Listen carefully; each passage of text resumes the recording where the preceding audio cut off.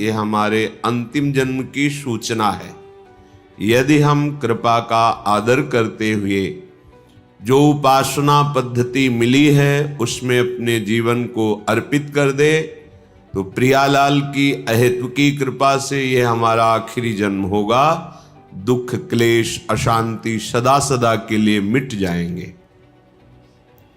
श्रीपाद प्रबोधानंद जी महाराज कह रहे हैं, भ्रातर भोगा सुभुक्ता काहि न भवता नापि संसार मध्ये विद्यादानाध्वराद्यैः कति कति जगति ख्याति पूजाद्य लब्धा अद्याहारे पियादृच्छिक उर्गुणवानप्यहो संवृतात्मा श्रीमद् वृंदावनेस्मिन् सतत मट सखे सर्वतो मुक्त संगः। हे भाई, यदि तुम्हारा मन ऐसा प्रलोभन दे रहा हो आपको कि ये भोग तो भोगा नहीं, अगर भोग लूं तो हमारा मन शांत हो जाएगा, ऐसी बात मत मानना। ये आपको फंसा रहा है, क्योंकि भ्रातर भोगा सुभक्ता का इह न भविता नापि संसार मध्य। कोई ऐसा भोग नहीं है जो तुमने संसार में भोग न लिया हो, क्योंकि तुम्हारे बहुत जन्म हो गए हैं। इस माया के प्रभाव से पूर्व स्मृति नष्ट हो जाने के कारण तुमको ऐसा लगता है कि अगर ये मैं भोग लूं तो मेरा मन शांत हो जाए, तो ये तुम्हारे साथ धोखेबाजी खेल रहा है। तुम्हारा अंतःकरण जो बुद्धि मन चित्त अहंकार है, ये तुम्हारे साथ धोखेबाजी कर रहा है। जब इसे भोगों में उतारोगे तब ये फिर निर्णय करेगा। अंतःकरण इसमें वो नहीं, इसमें होगा सुख, इसमें नहीं इसमें होगा, पूरा जीवन बर्बाद कर देगा। कौन सा ऐसा भोग है जो तुमने उपभोग नहीं किया? सुभुक्ता खूब अच्छी तरह से भोगा है, पर इस माया ने ऐसे विस्मरण को प्रकट कर दिया है कि तुम्हें होश ही नहीं है। तुम्हें लगता है मैं पहली बार संसार में आया हूं, तो पहली बार तो मुझे भोग लेना चाहिए। एक धनी घर के उपासक वैराग्य भावना से चलने की चेष्टा कर रहे थे, तो परिक्रमा में मिलते थे। एक बार उन्होंने कहा, मेरा मन ऐसा कहता है, जैसा ये महापुरुष जन इशारा करते हैं कि एक बार तो मैं भोग के देख लूं तो अपने मन को समझा लूंगा। नहीं, ये ऐसी फिसलन है इसमें, जो फिसला तो गुरु कृपा हरि कृपा ही आपको पुनः चढ़ा सकती है, नहीं तो ये फिसलता ही चला जाएगा, पकड़ में नहीं आएगा। फिर आप ये उत्साह भी खो देंगे कि मुझे परमार्थ में चलना है। देख लेना, ये उत्साह भी खो देंगे। जैसे जैसे आप धर्मयुक्त विषयों का सेवन और अधार्मिक क्रियाओं का त्याग, वैसे वैसे आप में एक ऊर्जा शक्ति, एक अध्यात्म बल, निर्णय करने की शक्ति, दुखों को सहने की शक्ति, कोई तुम्हें परास्त नहीं कर सकता, ऐसा एक ओज तेज बल ये प्रकट हो जाएगा। ये जो आप निराश हताश उदास इसी मन की सलाह के कारण हुए हैं। इसलिए हे उपासक, हे भाई, तुमने सब भोग लिए हैं, मन की इस चाल में मत फंसना। ये तुम्हारा जन्म केवल भगवत प्राप्ति के लिए है, प्रभु को रिझाने के लिए है। कभी मान बड़ाई में, कभी भोग वासना में, कभी शरीराभिमान में, कभी मोह ममता, ये ऐसे फंसाती रहती माया। विद्यादानाध्वराद्यैः कति कति जगति ख्याति पूजाद्य लब्धा।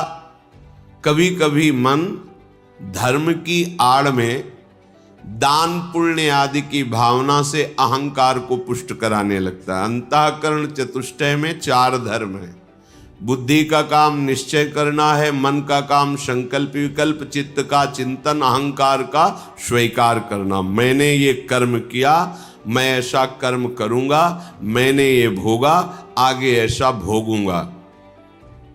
ये जो अहंकार को पुष्ट करने के लिए धर्म की आड़ में दान पुण्य आदि करते हुए हम अहम को बढ़ावा देते, ये माया का फसाव है। अपनी वस्तु मानकर दान करने से ठीक है, कई गुना वो मिल जाएगी आपको, पर जितनी आपके पास है उतना आपको वो दुख दे रही है, भगवत विस्मरण करा रही है, अहंकार बढ़ा रही है, तो उससे 10 गुना और बढ़ जाएगा, तो अशांति तो और बढ़ जाएगी। तुम्हें लगता है वैभव बढ़ने से शांति होती है? नहीं, ज्ञान बढ़ने से शांति होती है। त्यागाच्छांत्यनंतरम, विवेक के द्वारा असत वस्तु, असत पदवी, असत क्रिया, असत चिंतन, जब इनका त्याग होता है तो शांत हमारा स्वरूप है, क्योंकि हमारे अंशी भगवान का शांत स्वरूप है। शांताकारम भुजग शयनम। देखो, कोई सांप पे लेट के भी शांत रह सकता है, और ये तो भगवान शेष जी और उनकी गोद में लेटे हुए हमारे प्रभु कैसे शांताकारम। तो हमारा स्वरूप क्या है? शांत है। शंकर सहज स्वरूप सम्हारा, लाग समाधि अखंड अपारा। अखंड अपार समाधि, परम शांति। तो ये जो हमारा मन हमको संकल्प विकल्प में फंसाता है कि ये दान कर दूं तो ये मिल जाएगा, ये कर दूं तो ये मिल जाएगा, करो, अपनी वस्तु मान के नहीं। त्वदीयम वस्तु गोविंदम तुभ्यमेव समर्पये। हे गोविंद, हे प्रियाजू, आपके द्वारा जो सेवा सामग्री दी गई है वो सेवा सामग्री आपके चरणों में समर्पित है। इससे आपको भगवत प्रेम मिलेगा, भगवत कृपा मिलेगी, आप महान शांति को प्राप्त होंगे। क्रिया वही है, अपनी वस्तु मान के दोगे तो कई गुना बढ़ के मिलेगी, और प्रभु की वस्तु मान के दोगे तो प्रभु मिल जाएंगे, जो परम लाभ है। इस मनुष्य जीवन का परम लाभ भगवत प्राप्ति है। श्रीपाद कह रहे कि विद्या, माया के 2 स्वरूप हैं, एक है अविद्या और एक है विद्या। दोनों माया ही हैं, पर विद्या में भगवान की प्राप्ति का मार्ग प्रकाशित होता है, और अविद्या भगवान से विमुख करके नाना प्रकार के भोगों में फंसाती है। दोनों माया ही है, पर जो विद्या पढ़ करके उसे अभिमान से युक्त कर लिया जाता है, वो फंसाने वाली ही बन जाती है, क्योंकि वो भी माया ही है। मैं शास्त्रों का ज्ञाता हूँ, मुझे बहुत आता है, मुझे सब ज्ञान है, मैं विद्वान हूँ, ये ठीक नहीं। ये अहंकार आपको फंसा देगा, ये मुक्त करने वाला नहीं है। मुक्त करने वाला जो ज्ञान है, जो विद्या है, वो विद्या विनय संपन्ने ब्राह्मणे गविहस्तनी स्वनी चुपाके चा पंडिता समदर्शिना। तुम्हारी विद्या के प्रभाव से अविद्या नष्ट हो जाए और समदर्शी दृष्टि प्राप्त हो जाए, सब में एक ही परम तत्व विराजमान है, ऐसा अनुभव हो जाए, ये विद्या का लाभ हुआ। पर हम विद्वान होकर विद्याभिमान करके अगर अपने को और बांध रहे हैं तो विद्या नहीं है, वो अविद्या ही है। श्रीपाद कह रहे हैं, जगत ख्याति पूजाद्य लब्धा। कोई मुझे बहुत अच्छा कहे, बहुत बड़ा दानी है, बहुत भगत है, बहुत सेवक है, आदि आदि, यदि ऐसी सुनने की इच्छा है, आपको ऐसी ख्याति पाने की इच्छा है, तो ये भी माया का जाल है, जो आपको आवागमन में बांध करके कष्ट देगा। विश्वास कीजिए महापुरुषों के वचनों पर। जब आप अखिल लोक चूड़ामणि भगवान के दासत्व से युक्त हो जाएंगे, उनके महामहिम नाम का जप, उनकी चरण सेवा, उनके गुण कीर्तन, तो आपका यश तो अपने आप हो जाएगा। पर यदि आप चाहेंगे यश और उसमें राजी रहेंगे तो आपका परमार्थ नहीं बनेगा। स्वार्थ तो जय जयकार लोग करेंगे, पर परमार्थ नहीं बनेगा। फिर लाभ क्या मिला? अद्याहारेपि यादृच्छिक उर्गुण वानप्यहो संवृतात्मा। अब तुम हमारी बात मान लो, श्रीपाद कह रहे हैं अद्याहारेपि यादृच्छिक, भगवान की जैसी इच्छा हो, जो वो तुम्हें जिस परिस्थिति में रखे हैं उसमें संतुष्ट हो जाओ। जथालाभ संतोष सदा काहू सो कछु न चाहोगे। अपनी ऐसी वृत्ति बनाओ कि भगवान से भी मांगने की इच्छा ना हो। जैसे वो मुझे रख रहे मैं उसमें राजी हूं। ये बहुत बड़ी उपलब्धि है, बहुत बड़ी सिद्धि है ये। इसी से सारी कामनाएं नष्ट हो जाती हैं। बिन संतोष न काम न साही, और अछत काम सुख सपने नाही। बिना संतोष के कामना का नाश नहीं होता, और जब तक कामना रहती तब तक स्वप्न में भी जिसे सुख कहते हैं उसका अनुभव नहीं होता। जागृत की कौन कहे? आप कामना में ही सुख ढूंढ रहे हैं, और सिद्धांत कह रहा है कि अछत काम सुख सपने नाही। यदि हृदय में कामना है तो स्वप्न में भी सुख नहीं मिलेगा। कामना कैसे नष्ट होगी? बोले जथा लाभ संतोष सदा काहू सो कछु न चाहोगे।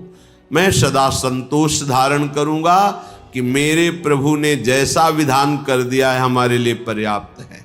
जथा लाभ आद्याहारेपि यादृच्छिक, जो हमारे आराध्य देव है उनकी इच्छा के अनुसार हमें आहार वास वस्त्र व्यवस्था और संग, ये जो कृपा करके मिला है, हमको अब आकांक्षा नहीं करनी चाहिए किसी भी वस्तु की। सच्ची मानो जैसे कोई प्रश्न करे कि हमें सत्संग की आकांक्षा करनी चाहिए, हमें भगवत चरणारविंद के धाम में रहने की आकांक्षा करनी चाहिए। यदि आप ठीक से भजन करते हो तो आपको कोई आकांक्षा करने की जरूरत नहीं। आगे से आगे वो जहां पहुंचाना जो करना है अपने आप करेंगे। हम वृंदावन को जानते भी नहीं थे, पहली बार स्मरण हुआ कैसा होगा वृंदावन, क्योंकि अपने लोगों की अंतर्दृष्टि रहती थी, एक एक हरकत पर नजर थी अंदर की, बाहर का तो मतलब ही नहीं था। भगवान की ऐसी असीम कृपा रही है कि यौवन अवस्था में कभी कहीं भरपेट भोजन मिला हो तो मिला हो, ना कोई गर्म कपड़े पहनना, ना जीवन में कभी पंखा चलाना। ये ऐसी दुनिया का प्रपंच तो बहुत दूरी बात है, कभी पंखा के नीचे सोए हो ऐसा अनुभव नहीं है वृंदावन के सिवा। एकमात्र अंतर्दृष्टि, मेरी वृत्ति कहां है, बस इसी पर रहती थी। कहां है मेरी वृत्ति? बस हर तरह से इस मन को देखा है। जैसे लोग कहते हैं ना, मामू को मार्ग में पीएचडी किए, तो साधक उपासक साधु महात्मा केवल मन पर दृष्टि रखते हैं। सारी पढ़ाई मन की है, इसमें और कोई बाहरी बातें नहीं है। इसमें परम सिद्धि का जो लाभ होता है वो केवल मन पर दृष्टि रखी जाती है। उसी को दृष्टि में रख करके सृष्टि से बचा के और भगवान के चिंतन में लगाना, बस एक लगन लगी हुई, कैसे ब्रह्म साक्षात्कार हो, कैसे वहां कोई ये गुंजाइश नहीं थी। भोग सामग्री, भोग वार्ता, भोग दृश्य, घाटों में कहां गुंजाइश? दोपहर की तपती धूप में पंडों की छतुरी के नीचे, और रात्रि में वही घाटों में थोड़ी देर भिक्षुकों के बीच में बैठ जाना, जो मिला मिला, नहीं तो हर हर महादेव, शांत एकदम। ब्रह्मचर्य और संयम का बड़ा बल होता है। कभी निराश हताश और ऐसा नहीं कि चलने लायक नहीं, ऐसा कभी अनुभव जीवन में नहीं हुआ। आप समझिए वो परिस्थिति अगर ना मिलती तो शायद है कि वो अनुभव भी ना होता जो अनुभव। एक जो निश्चिंतता, निर्भयता, एक ठसक, हर समय नवीन उत्साह, वो भगवान ने जैसी परिस्थिति चयन की थी उसी में राजी होने से हो गया। एक बार इतने भूख से व्याकुल हुए तो दो संत आए काशी के, और ऐसा कहाँ रहते हो? घाटों में रहते, भोजन जो महादेव जी दे देते। या घाटों में कौन देता है? अन्नपूर्णा। कभी सतुआ इतना, जिससे भिखारियों को लोग बांटते हैं, 2-4 किलो सतुआ लिया, 50 बैठे हैं, ऐसे से डाल दी। तो कमंडल का ढक्कन होता था, ऐसे रखा, कोई 1 पीस बर्फी रख दी ऐसे, बोले आओ चलो आज तुम्हें भोजन पवाते हैं। तो देखो मन की बात प्रभु ने सुन ली, लेकिन हंसी की बात, ले गए कमरे में बैठाला और 2 घंटे बाद आए। रात हो गई थी, शाम के बैठते थे जाके, आए बोले हमारे यहाँ तो प्याज लहसुन बनता है, आप खाते हैं? ये तो नहीं बन।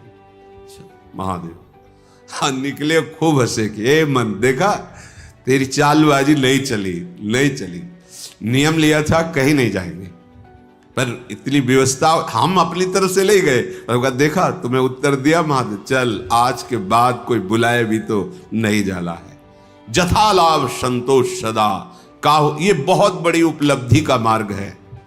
चाहे गृहस्थ हो चाहे विरक्त हो, जैसी परिस्थिति प्रभु ने दी है, सच्ची मानिए तुम्हारे कल्याण के लिए वैसी परिस्थिति आवश्यक है।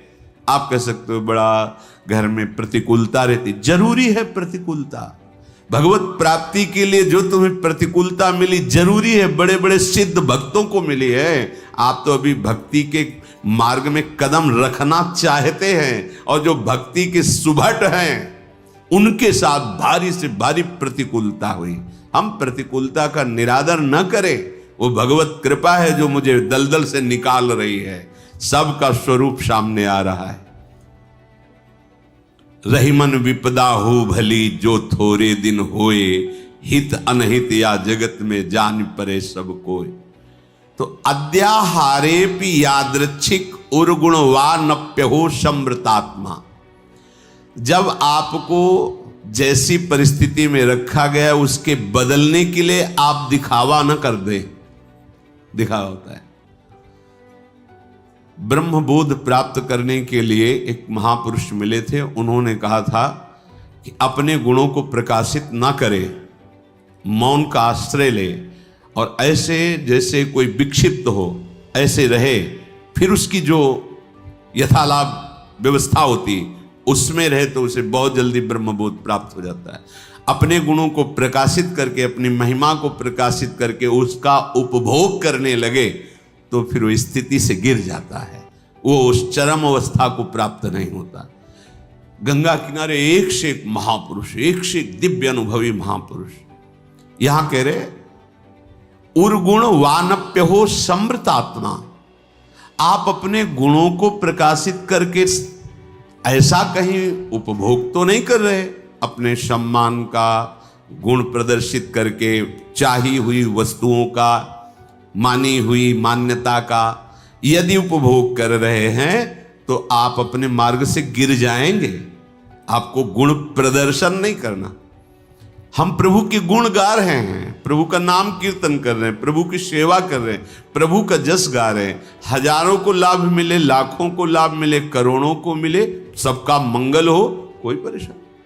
यहां कह रहे कि अपने गुणों का प्रदर्शन करके प्राप्त विषयों का सेवन उपभोग करना, विषय आए स्वीकृत नहीं हृदय में, जथा लाभ संतोष सदा। महलों में रखो चाहे झोपड़ी में वास दो, कोई प्रश्न नहीं है। चित्त का समाधान हो चुका है, अब कोई परेशानी नहीं है, कोई खुशी नहीं है, कोई दुख नहीं है। बहुत उत्तम स्थिति का वर्णन कर रहे हैं उपासक के। श्रीमद वृंदावनेस्मिन् सतत मठ सखे सर्वतो मुक्त संगा, ये अमृतमय वचन। वृंदावन में तुम्हारा आगमन हुआ, वृंदावन का आश्रय लिया, वृंदावन का वास, तो यहां किसी का संग मत करना। कह रहे सखे सर्वतो मुक्त संगा। सर्व संग और संत संग इस सर्व में नहीं आता। जो भगवत अनुराग में रंगे हुए महापुरुष हैं, तो भगवत प्राप्त संतों ने भी ऐसी आकांक्षा की कि मुझे ऐसे प्रेमी महाभागवतों का संग मिले, क्योंकि बिना उनकी चरण धूल में बैठे, उनकी चरण धूल से अभिषिक्त हुए ना तत्वबोध होता है ना भगवत प्रेम होता है। तो संतों का संग ही सर्व संग का त्याग कराता है। इसीलिए श्री भगवान ने अपनी प्रसन्नता, अपनी प्राप्ति के उपाय का जब वर्णन किया तो कह रहे हैं व्रतान यज्ञ छंदांस तीर्था नियमा यमाह यथा वरुंधित सत्संगा सर्वसंगोपहो हिमाम। बड़े बड़े व्रत नियम और तीर्थ यात्रा धर्म आदि इन सब के द्वारा, शास्त्र स्वाध्याय आदि, देवताओं का यजन पूजन आदि, इनके द्वारा मेरी प्राप्ति उतनी संभव नहीं जितनी संत संग से। क्योंकि संत संग क्या करता? सर्व संगोपहो हिमाम, सर्व संगों का त्याग करा देता है। जो आसक्ति संसार में, विषयों में, व्यक्तियों में, वही आसक्ति यदि संत महात्मा में हो जाए तो मोक्ष का खुला हुआ द्वार शास्त्रों में पाया गया है। तो यहां जो सखे सर्वतोमुक्त संगा, उसका भाव है जो प्रभु से विमुख जन है उनसे हमारा परिचय भी नहीं होना चाहिए। वृंदावन ऐसे रहे मनो चिन्हारो नाई, हम नहीं पहचानते किसी को। नेत्र नीचे हैं, अपने मार्ग को देख रहे हैं और अपने प्रिया प्रीतम का स्मरण कर रहे हैं। जो मिलता है मेरे प्रभु इस रूप में आए हैं, ऐसे भाव से। कहीं कोई सांसारिक भाव, सांसारिक संबंध नहीं। सांसारिक प्रपंच को स्वीकार करने वाला उपासक उपासना में आगे बढ़ नहीं सकता। अपने गुणों को प्रयोग न करते हुए, जो हमारे अंदर भागवतिक गुण हैं, वो प्रभु की महिमा को, प्रभु के यश को गान करके जगत मंगल के लिए है। अपने में विशेषता का भाव आ जाना पतन का लक्षण है। मैं इनसे विशेष हूं, विशिष्ट हूं, मैं महान हूं, ऐसी बात मलिन अंतःकरण में आती है, निर्मल अंतःकरण में नहीं। जितना अंतःकरण निर्मल होता जाएगा उतने ही ये भाव खत्म होता चला जाएगा। और जिसका संपूर्ण अंतःकरण निर्मल हो जाता है उसके हृदय में ये बात आ जाती है कि मैं चराचर जगत का सेवक हूं। सो अनन्य गति जाके असमत न टरे हनुमंत, मैं सेवक और सचराचर रूप स्वामी भगवंत। ये सबसे बड़ी बात आ गई। तो श्रीधाम वृंदावन का आश्रय, वृंदावन का वास, किसी से कोई परिचय नहीं। जैसी परिस्थिति में प्रिया प्रीतम रख रहे हैं वो हमारे योग्य है। हम अपने गुणों का प्रदर्शन करके किसी भी वासना की पूर्ति की चाह न रखें। हमारा एकमात्र उद्देश्य भगवत प्रसन्नता, दान पुण्य आदि करके सब कर मांगत एक फल रामचरण रति हो। सारी चेष्टाएं हो रही, इसका फल है मेरी प्रिया जो प्रसन्न हो जाए, मुस्कुराकर एक बार हमारी तरफ कृपा कटाक्ष कर।